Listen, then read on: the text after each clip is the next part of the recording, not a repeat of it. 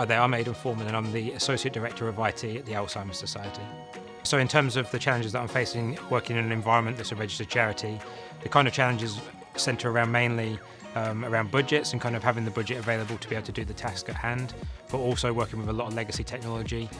Over the years, obviously charities have really focused on delivering against their missions. They haven't always had the money to spend on their IT. In terms of the way the challenges have evolved, it's been mainly around the fact that data, AI, and the technology around us is moving forward, and the ability for the technology within the charities to keep pace of that is quite a challenge. So it means we're having to invest more, we're having to try and keep up pace to be able to deliver the same efficiencies that are happening in the outside and more corporate worlds.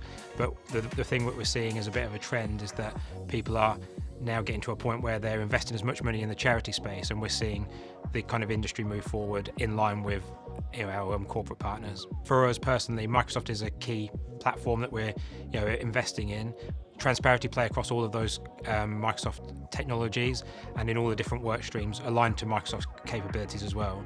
So for us, it's really important to get a partner that understands Microsoft. As a pure play partner, we feel that Transparency are the right fit for us, and that allows us to kind of work with you and to make sure that you're delivering against our goals and objectives.